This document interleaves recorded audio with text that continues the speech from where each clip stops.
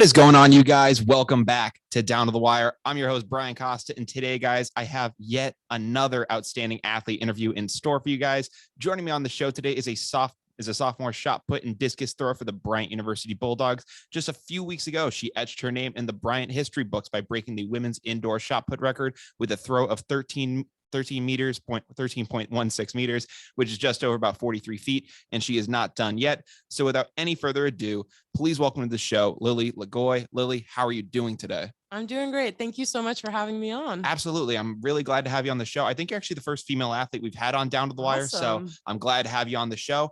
But so before we kind of, get into, obviously the kind of the elephant in the room of breaking the record, everything there, kind of tell me. So obviously, for me, I actually did track back in high school and I did some stuff like that. For you, how did you kind of get into, throwing and just athletics in general? What's your kind of background? Okay, so I've been an athlete my entire life. You know, as soon as I could walk, I was on the field, t-ball, soccer. I've played everything. I actually played club soccer for like 7 years. Thought I was going to go to college for that. Out of all my sports, that was the one I was best at.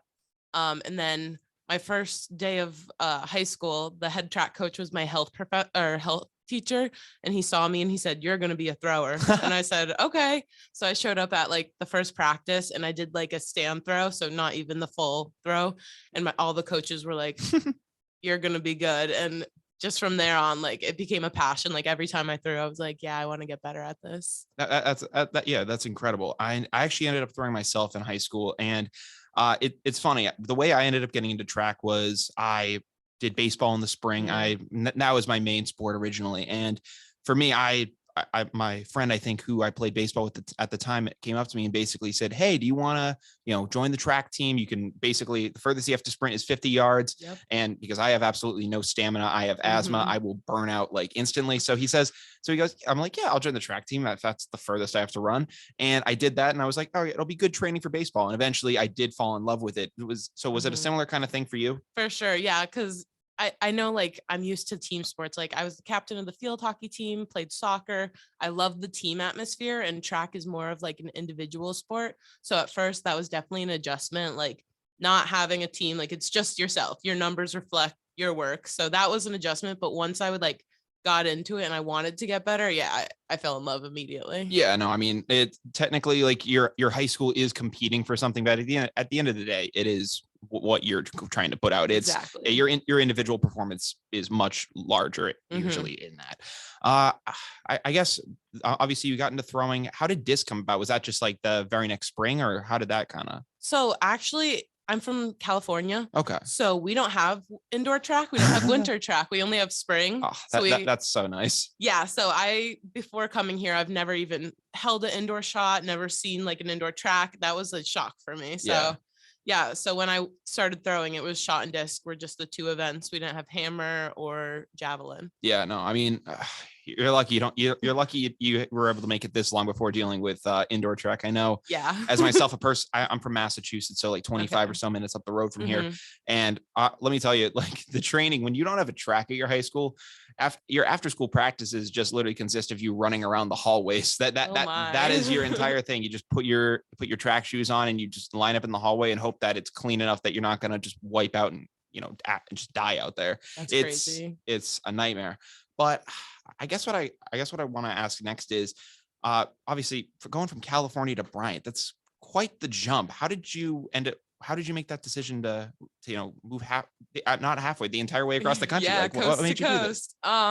So I was born in Connecticut. Okay, I still have my grandparents there. I have aunts and uncles, cousins, and my whole entire life I've always known East Coast. Like, I'm going back. I just love it. There's like something about being out here that I don't know. California just is missing that for me. Yeah. And so, and then Bryant, I was recruited by them and I flew out for my visit. And as soon as I stepped on campus, I fell in love with the campus. And then when I met the team, the like family atmosphere of the team, that was what sealed the deal for me. Yeah. I mean, what is like, so, family like about the team? Like, what do you guys kind of do with each other like that kind of as that atmosphere? So there's so many different events. We have the sprinters, jumpers, throwers. So sometimes it does seem like not really, but I know for me, like, I live with 2 distance girls and 2 sprinters, a hurdler. So they're like my family. And then at practice, we have a hard day. Our coach is killing us. We like pick each other up, support each other. Like even like if you're just having a hard day outside of track, like you're not mentally doing well, all your teammates care. They don't have to be your best friend, but at the end of the day, they're going to be there for you. And it's like really comforting to know that. Yeah, that's actually really nice. Yeah. I guess so. Obviously, along the way of trying to get into school and do all this stuff, it's a grind to do it. I mean, and there's definitely a lot of people that can help you along the way. For yourself, who are some people that you would look at for some of your success athletically? My mom, 1000%. Really? Yeah. Like I said, club soccer in California, we'd drive hours, drive to Vegas, drive all over the place. My mom was always the one. She'd drive me, come to every soccer game, come to every track meet. And it's not because she had to, it's because she genuinely wanted to. Yeah. She helped me so much in like the application process and all of it. My mom really has been and still is my rock. That's amazing. Yeah. So are there any other coaches or other individuals that you'd attribute to as well? Yeah, for sure. My high school coach too, my throws coach, he's the man. Like, I started with my freshman year with 2 coaches that retired after my freshman year. Yeah. And I had a successful freshman year in high school and I was panicked. I was like, I have a new coach. Like, how's this going to go? And, he took me under his wing immediately. He was just the best, like, positive attitude. Like maybe not all the time he knew as much about throwing as my old coaches, but he had such like an infectious, positive, like you got this attitude that he made me want to do better, not only for myself, but also for him, like to make him proud, Yeah. Are there any kind of lessons that those individuals were able to teach you along the way? For sure. Yeah. For him, immediately, I just thought like not to take it too seriously. Yeah. Like I could throw not my best and still smile, still I'm proud of you. And just like one foot in front of the other kind of, Yeah. We took it day by day. That's really nice. I guess for yourself, obviously you can have those days where you're feeling really good and you can have those days where it's just not connecting for you. I mean, what would probably be the biggest obstacle that you've had to face in your career with track and throwing and whatnot? So I have a couple came to mind. First off, my junior year of high school, I tore my ACL. Yeah. And that like is a year-long process. Yeah, for it's people who don't know. I know so many people that have had to go through that. Yeah. It is a process. What were you doing? Playing field hockey. Oh, geez. Right before our like conference first round of playoffs. Dang, it was horrible. That's crazy. What was kind of the rehab like for you? So I had surgery a couple months later and I started PT, I'd go every week and I didn't have any problems with it, but it was so hard for me to still go to practice every day and like try to help out as much as I can, but no, like I'm missing this whole year kind of. But I worked really, really hard, it is like pretty easy to recover, but especially mentally, like you're never really going to be the same. Like I know for me, I have such a fear of injury now, which is like definitely an obstacle that I face almost every day when throwing, when doing our workouts. And are there any kind of adjustments that you've made to hopefully kind of avoid that from happening? Coaches pointed out sometimes they can tell like we'll do jumps like up the bleachers. Okay. And a coach will high school and college like, oh Lily, I can tell you're overcompensating, like you're leaning this way. And it's just like the little things and that causes other injuries sometimes. I mean, if you're putting too much pressure on your other leg, you can cause stuff to go wrong there. That's crazy. What is trying to figure it out for you, trying to get back from injury, doing all that stuff.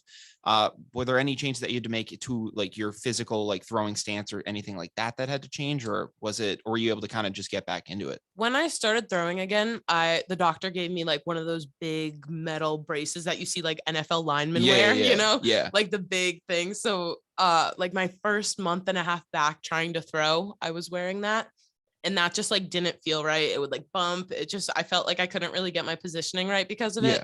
So ultimately I decided to veto it. And that was a really scary decision because I thought like in my head, if I was wearing that, I was safe kind of, even though that's not how it works. Yeah. It's like when I used to play baseball back in the day. And whenever I when I was younger, I had braces, Yeah. and I was like, all right, I'm already wearing braces. I'm not gonna wear a mouth guard when I go up to the plate. I was like, because I had the idea of, I was like, all right, if I get hit in the mouth, I'm already in braces. I mean, it's gonna suck, but yeah. I mean, theoretically, they could go along and just eventually fix it with what's already in my mouth, hopefully. But then, as soon as I got my braces off, I immediately got a mouth guard, because I was like, all right, I paid. I have good teeth now. I'm not going to mess that up again. But and obviously that's a much more serious thing. I'm kind of just trying to throw some light on that, have some fun with that. Sure. But yeah, it is the type of thing where you feel like you really are protected, and then but then you actually get out and you apply it, and you eventually build up a kind of confidence with yourself. Yeah, for sure. Like, so as I said, my junior year, I missed the whole year. I didn't get to compete in a single meet. And then my senior year coming back, I broke the school record 3 times, my own record. And I think part of it, I can like look back and be like, I missed this opportunity last year. So it made me want to work even harder in a way. Yeah. So, I mean, obviously, you're breaking your school record 3 times in 1 year. That's an accomplishment in and of itself when you're doing that. So for you, obviously, you're dealing with injury. So you miss a season very late in your high school career. So I'm wondering, did you kind of have any doubts about whether you were going to be able to compete at the D1 level? Were there any thoughts like that? Well, actually, funny you say that. My dream was to play field hockey in college. Yeah. So when I tore my ACL, that was like a whole other mental thing of like accepting that that's not really an option anymore. Yeah. I wasn't really showcased enough.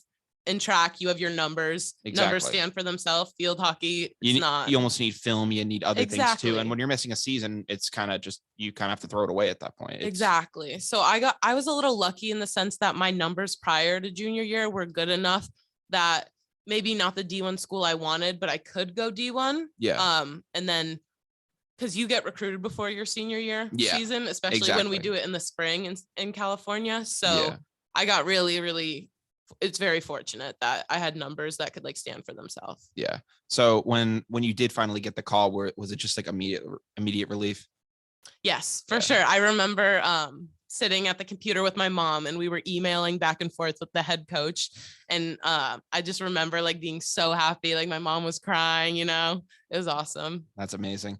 So obviously we talked a little bit about kind of the adjustments that you made and different things like that. What kind of stance do you actually throw out of now? I know a couple people, because I did shot. I know there are a couple people that, kind of do just the straight shuffle. I know some people that do the spin. What do you go with? So I am now a rotational thrower. I actually came into college a glider, and that's what I used to do. I did that my whole freshman and most of my sophomore year as well. Okay, yeah. No, that's what I did for high school. I did not have the coordination to do the rotational. That was just not in my repertoire. Plus, to be honest with you, the only reason I did shot was because I was a sprinter, and the only events that I did were either the 50-yard dash, which again was 6 seconds, or I did the 4x2, which at most is like 25. Exactly. So I'm running maybe a total of 30 seconds for an entire night. So I was like, all right, I got to get something else to do. So, I mean, I end up joining shot put. I'm like, all right, I at least get 3 throws, get to kind of have a little bit of a break in between. So yeah. And you know how like, track meets, literally, it's not just like a couple hours. It's a day-long affair. Yeah, it's an entire event. So not doing more than one event can be very exhausting. No, I know. I mean, have you ever competed at the Reggie Lewis Center? Or no? Yeah. Okay. New England's there. Okay. I was about to say, yeah. I'm going there actually on Friday. Oh, really? Yeah. That's awesome. I mean, that's what we used to do for some of our high school meets back in the day. Cool. Like the big ones, like the states, the relays, stuff like that. You would go out to Reggie and you would do all that stuff. But I can tell you, when you're just out there for an entire day, it's a lot. You need to make sure you have your phone. You have to have another charger in case stuff goes down. And you could be racing like in 4 hours, and then you just need to kick it into gear and get going. That is something that just nobody can really explain, because you have just like, you're on the bus, and in baseball or in whatever other sport, what you're doing, like you're on the bus and it's like, all right, we're going to the game, and you get off and maybe have like you throw around for like maybe a little bit and you're in it.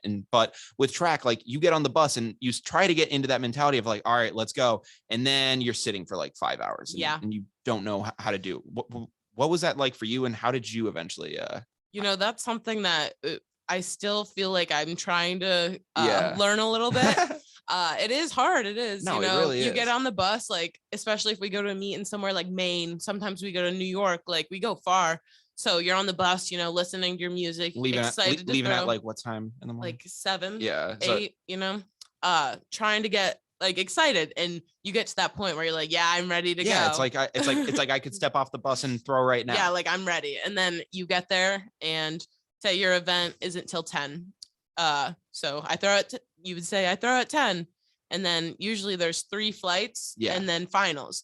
And usually I'm in the last flight. So usually I don't actually throw until 11:30, and then finals start at 12. So it's like one of those things that's just so, I don't know. It's so hard. You have to really, no one else can do it for you. You have to do it for yourself.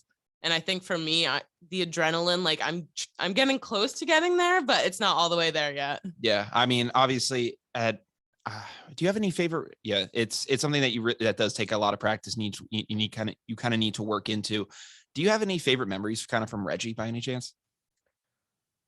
I mean, my grandparents came to that meet from Connecticut. They drove up, just like having them be there. And then we went out to lunch after. Yeah. I was going to say, one of the craziest things I've ever seen at Reggie, which I don't know if you've ever seen anything like this. It was a high school meet that I was at, and there was this kid from another school. His name's Aiden Felty. He actually throws over at Michigan now. Oh, cool. And I think he was like the year, like, so I think he graduated in 2019, and he was the #1 shot put thrower in the nation for the boys. That's and insane. He goes out and he ends up throwing the shot put like 69 feet. Like he shatters, like that is crazy. He shatters the record. Like he went it was absurd what he was doing. And I can tell you, everyone in the Reggie Lewis Center, like would just like the guy, like a guy would get on the freaking PA system and would just say, hey, just so you know, the #1 shot put thrower in the nation is throwing. You guys might want to come see this. And it was like a circus. Like everyone would come down and like that the slow clap. Yeah. Oh, they all did the slow clap. Yeah. And in that like shot put area, everyone was like crowded. That like little corner. that little cornered off part of Reggie. It's just so packed there, and it's nuts. I mean, I remember that's one of the craziest things I've ever seen there. Another crazy moment I remember from Reggie was I luckily wasn't a part of this race, but it was a 4x2 race that was happening right before me. And I'm standing in line waiting for it to come out. And these 2 guys are going around the bend, and it's literally the last curve before the end of the race. And you see this one guy, he just gets enough speed to get out in front of a guy. And then he immediately starts to slow down. And this guy is getting pissed at him. And all of a sudden he crosses the finish line. And the guy that got stuck behind him literally winds up with his baton and throws it at him. That's insane. Yeah. I've never seen anything like that. And I remember like he immediately got DQ'd. They almost like fought each other. It was like, it was like, what the hell happened? But no, there's some crazy things that can go on there. I mean, just like knowing where Reggie's at, it can, it's just expected. You're going to see some crazy stuff go down there. Yeah. That's something too about indoor track that though I prefer outdoor, because I like discus too. Indoor track, I love how everything you can see. Like outdoor, usually the throws areas are very far away because you don't have enough space. But in indoor track, you know, I could throw, turn around, and then see like my roommates running the 4x4, you know? Exactly. And that too, like we were talking about adrenaline, like seeing my friends compete and cheering for them, that's something that like really fires me up. Yeah, it's also kind of a thing too, because of where you are throwing. Like outdoors, like you may have like the net behind you, but I don't know, most times it's fairly wide open. You have like some space around you. Like we were just talking about in Reggie, you're literally in the corner. In a cage. Yeah, literally in the corner in like this back room kind of area. And it's like, how the heck am I going to be able to like navigate back here? No, for real. It's crazy. But trying to think, obviously one of the big things that we needed to talk about with you on the show was breaking the school record for Bryant. Big deal there. Did you think that you were going to have a shot, you know, coming into the season to break the record? You know, it was a goal. We didn't have an indoor season last year because of COVID. Yeah. And my freshman year was such like a roller coaster. My first meet, I came in and I threw 1275. My first ever indoor collegiate meet. And the record at that time was 1277. Okay. So everyone, all the coaches, my teammates, they were like, you're going to break the record. Like it's coming, it's coming. And I had a rough freshman year, you know, I was, I don't know why. I just never could do it. Even though I've done it, like my high school PR was more than that record at the time. Yeah, but don't the high school shots weigh more though, or not for girls? Oh, it not stays for the same. Oh, it does. Okay, Yeah. I know for guys, I think it goes up like maybe like it goes 12 to 16. That's what it is. Okay, Yeah. so yeah, I know that. So was there like a mental block? Mental for you, block for really? sure. Yeah. And then going into like this, I broke it at URI. Going into that meet, I wanted it so bad. I told everyone. I told my coach. I was like, I want this so bad. Because 13, like that's my lucky number. I was like, I just want to break 13. Yeah. And for so long, 13 has been my mental block. Like, and now that I've broken it, I'm really, really excited to throw, because I feel like that was such like 13, like such a big number. And now that it's broken, I feel like I'll be able to like progress, hopefully. So why's 13 your lucky number? Just always has been. Always has been. I think it originates from my dad, Dan Marino. Oh, huge Dolphin fan. Huge Dolphin fan. Yeah, nice. That makes sense. I mean, so obviously, wait, you're out in California, Connecticut. Why the Dolphins? My dad was born in Florida. Okay, makes sense. But actually, no one in his family was even a Dolphins fan. He just watched them growing up and die hard. That's fine. But all right, back to kind of like the mental block thing. I mean, I know for myself, I remember I had that with shot put, and I didn't take it too seriously, but I remember I had it, and I was just like pissed, and I was just like, what the heck is wrong with me? And I remember exactly how it happened. Like, I was in a groove, I think maybe like junior or senior year, and like I wasn't like shattering records. I think my overall PR was maybe like 34 feet, but it was just something fun for me to do. And I remember I'm like getting down, I'm like practicing my glide, and I'm like feeling good about it. And all of a sudden I remember like this girl on our team and ends up like coming over trying to like surprise me or something like that, and goes, "Hey Brian," and like I kind of like stumble out of my glide, and like I didn't hurt myself. I didn't like I just kind of like kind of just like spooked me for a second. I was like, all right, like whatever. And I get back down, and for like 2 weeks my timing was just off. And I believe it. And I just couldn't figure out, like I was coming up too early, like I was like throwing like 3-4 feet like less than like what I typically was throwing. I was like, what the heck is wrong with me right now? That's something about this sport that is so different. It's like you can go from one meet doing so well, and the next you don't know why, but it could be so like drastically different. And it can. I hate. It's like it's something that it like really tests you mentally, because it's hard to like be doing well and then all of a sudden not.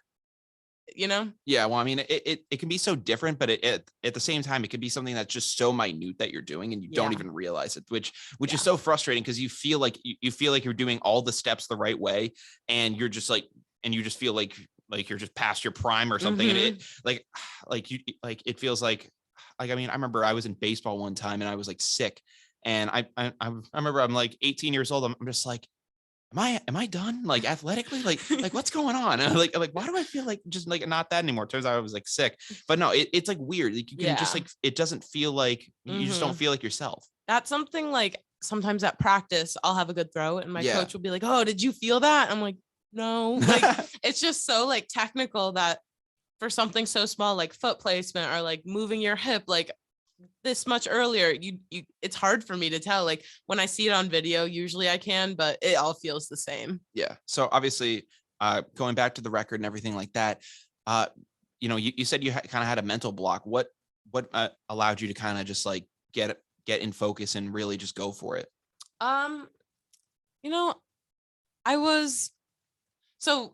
I actually broke out on my last and final throw of finals. Okay, so my sixth throw of the day. So just putting everything into it. Yeah. And my throws leading up to it were close to my PR already. And that doesn't usually happen, like the consistency of it. Yeah. So I was feeling good. And then my two best friends are also throwers.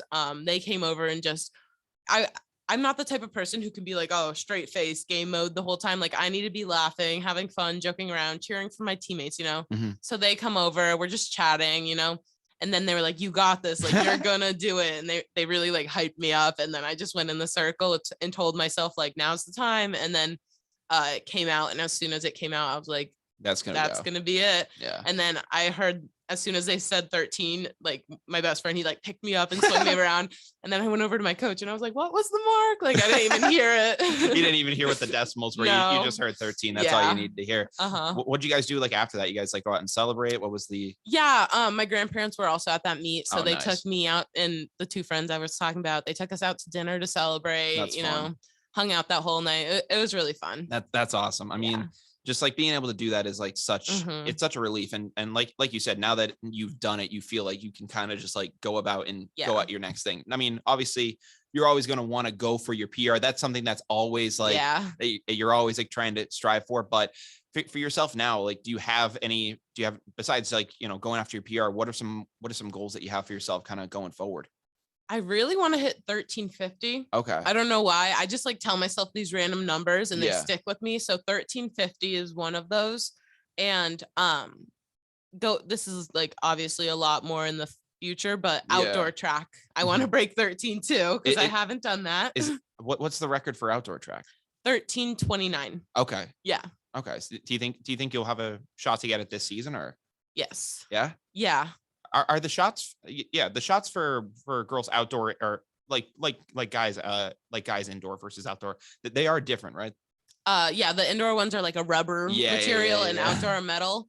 And actually, I was told this, I don't know if it's true, but people said that indoor throwing is like more difficult than outdoor. Yeah, I don't think so, because I've thrown both, and I think that they're the same kind of. I don't even think they're the same. I honestly kind of found outdoor to be a bit harder because well, for me, like the shots that we used, like they kind of have like the sand in them, or like or like the beads. And for me, what I would do is I would try to just like balance out the ball enough to where like I felt like it in your hand, right? Whereas with just like the outdoor shot, it's just a metal ball. You're not balancing anything. So I would always feel like, all right, if I balance it out like this and get it here and chamber it, I'm gonna be able to, I'm going to be able to push it off the best I can. The one thing I will say about those indoor shots is that they are a hazard, and because they bounce. well, no, they bounce, but if they're old enough, they will break. I mean, I remember I was at a meet at Northbridge High School, which is in terms of track quality is not anywhere close to like Reggie Lewis. Reggie Lewis is like the pinnacle for me, whereas Northbridge High School, it's literally like running in like a gymnasium. It's atrocious. But I remember it was like a very, very cold day, and we obviously got on the bus, brought the shots with us, and this one kid, he gets up and he gets on like the top of the bar, and he just as kind of like a warm-up throw, he takes the ball and like he turns around backwards, takes the ball, goes between his legs, and just like throws it back just to kind of like loosen up.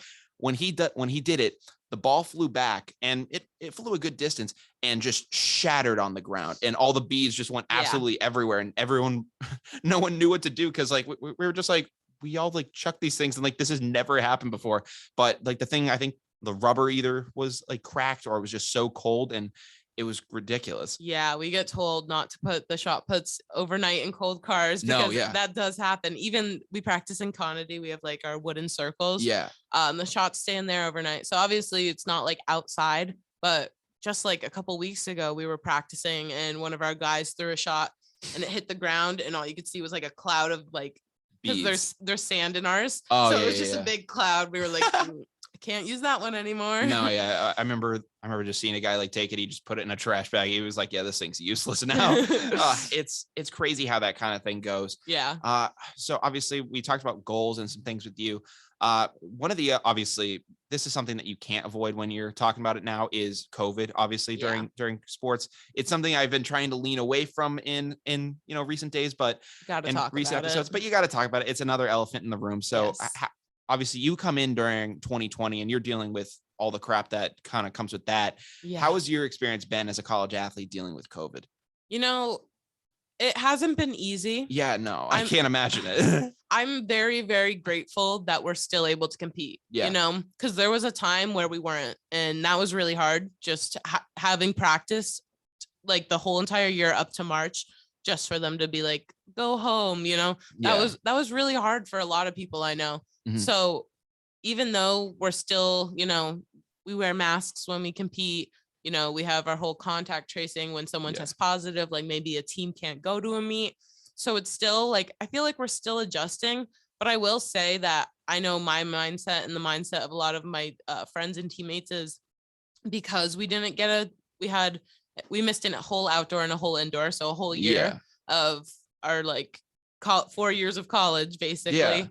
It makes us want to not work harder, but we really have to seize every opportunity we get, because you never know what's going to happen. Like, we were in South Carolina when we were told we had to go home. We were told like at like 10 at night. And then the next morning at 8 a.m. we got on a bus. We had to drive 17 hours back to Bryant and leave. They were like, you can't stay here. You have to go. Oh, Jesus. And that was just so like, it was the most heartbreaking experience. And ever since then, it's every time I get to compete, I'm like, let's do it. Like, who knows if this is the last time I'm going to get to compete? Like, who knows? Yeah. I mean, I know for myself, when we went back for spring break, it was, I mean, I remember just like exactly what I was doing. I was walking out of a math test. I didn't feel too good about it, but he ended up, but the teacher said he would drop the lowest grade. So I was like, all right, this is going to be the one. Yeah. Going home before spring break.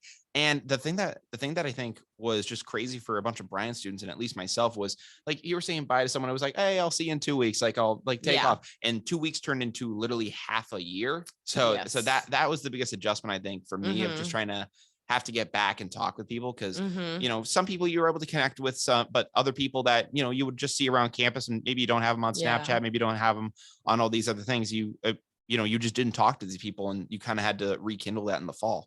Yeah. And like even relationships with like teammates and coaches, like being on your own for 6 months, being accountable for your own workouts, having no one there to like pick you up when you're having a rough day, you know, that was something super hard. And like, it's really easy to get like into a bad like couple weeks where you're like, what's the point? You know, I don't get to compete. Like, why am I even doing this? So it's something that you just have to remind yourself, like there will be a light at the end of the tunnel. Just keep working hard, you know? Yeah. I mean, I know for myself, it was a struggling, it was definitely a difficult time. How did you kind of get through it? Yeah. So I'm like open about this. I struggle with anxiety and depression. And that's something that during COVID was at an all-time high. And just so many things, like all my friends on the East Coast didn't get to see, you know, going back home, not being able to do track, waking up at 5 a.m. for my 8 a.m. class. You know, it was just, it was really hard. I'm not going to lie. For that whole first quarantine, it was really difficult. And then when I came back to school, it definitely just getting back into the routine and the swing of things, it really, really helped. And then when I went home, we had like the 3-month winter break last year. Remember that? Oh, that was ridiculous. Yeah. So after having dealt with what I did the first quarantine, I call that like the second one, kind of. Pretty much. I just had like such a better time that time, because I kind of expected it, like being on my own, not seeing people, you know? Yeah. No, I can definitely kind of, I can definitely feel that and kind of understand that. Yeah. I mean, I just know it was ridiculous when I went through it the first time. I mean, 5 a.m. That's tough for an 8 a.m. class. Yeah. That's definitely difficult. I know. I mean, I was lucky enough that I'm just in the same time zone, so that doesn't have to change. But yeah, like that is something that I remember just like a ton of people had to deal with. Yeah, like international students. I know they were getting up at like 2-3 in the morning. It was like for like an 8 a.m. class or something. I'm like, that's ridiculous. Yeah. That was definitely tough. But obviously a lot of things that went on there. Now hopefully we're heading in a better direction now. Yes, I at least hope. I think we are. I think we're in a much better spot than we ever have been. I think we're going to be in good shape. Yeah. But hey, before we do go, one of the things I ask a lot of the athletes I talk to when they come on this show is essentially that, I mean, I've come to the realization for myself that athletics doesn't last forever, and eventually things do come to an end. For yourself, when you do have to kind of hang it up and you are done competing, whether that's at the end of college or, 10 years from now, whatever happens. But whenever that does happen, what is something that you want to do when you are done? I know, like when athletics is done, something that I've always wanted to do, I want to be a coach. Oh yeah. Yeah. So I guess that might be part of me trying to like hold on to athletics. It's the one of the biggest parts of my life, like all sports. It's not just track and not just like field hockey or soccer. I just love everything about sports, watching them, playing them. Yeah. And it just like makes me happy. So I know that no matter what I do in the future, it's definitely going to be something sports related. 100%. I know for myself, I'm clinging to sports right now by trying to get in everything I am. That's why I have this. Yeah. So exactly. I mean, I'm always trying to, stay in sports in one way or another. So I can definitely admire that. But Lily, unfortunately, we are now down to the wire, which means that we're going to wrap up what we talked about in this episode and send you guys on your way into the weekend. Obviously, welcome in Lily LaGoy to the show. Lily, thank you again so much for coming on. It was a blast. Thank you for having me. I had a great time. Absolutely. It was a blast getting a chance to talk with you. If you break any more records, I'd be happy to have you back on. So I'm on it. Yeah, I hope you are. But obviously we talked to you we talked to Lily about her background in athletics and how she ended up getting to Bryant, as well as basically just a run through of her breaking the women's indoor record here at Bryant University. It was a great overall show, and I'm glad that she was able to come on. But guys, if you aren't falling down to the wire at this point, what are you guys doing? We are available everywhere you guys can find podcasts, whether that be Spotify, Apple Podcasts, Google Podcasts, YouTube. But the main hub you guys can follow us on is our Instagram. That is Down to the Wire. Again, at down.to the wire on Instagram. Please follow that. I really appreciate the support. And we hope that you guys, come through, support people like Lily and, other athletes in general. And listen, if you're an athlete and you want to get on Down to the Wire, my DMs are always open. So never hesitate. I'm all ears. But listen, it's been a great episode. But from Down to the Wire, I'm Brian Costa. I'm Lily LaGoy. And we will see you guys next time. Take care. Have a great weekend and peace out.